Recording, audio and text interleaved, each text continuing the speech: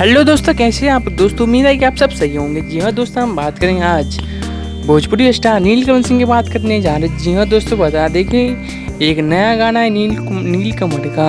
जी हाँ दोस्तों, बता दें गाना काफ़ी अच्छा है। अगर आपने नहीं सुना तो ज़रूर सुनिए। और बता दें कि गाने का नाम है हाथ पर तोहरे बा नाम। जी हाँ दोस्तों, बता दें इस गाने को गाया है नीलकमल सिंह ने। और बता दें इस गाने को लिखा है भिंग भेंगर ने और म्यूजिक दिया है राज गाजीपुरी। जी हाँ, तो बता दें कि इस गाने को एडिट किया है प्रीति माही ने। और बता दें कि काफ़ी अच्छा गाना है।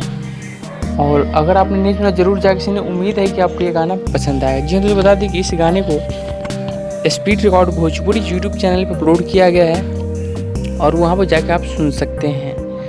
ये तो बता दें कि अगर आपको हमारा ये जानकारी अच्छा लगा तो हमारे वीडियो को लाइक करें, कमेंट करें और शेयर करें। और अगर आप हमारे YouTube चैनल पर पहली बार आए तो हमारे चैनल को सब्सक्राइब करें, बेल आइकन प्रेस कर लें ताकि हमारी वीडियो की नोटिफिकेशन अब तक पहुंचता रहे सबसे पहले। थैंक यू दोस्तों, बाय बाय। हम मिलेंगे नेक्स्ट वीडियो में। जय हिंद, जय भारत।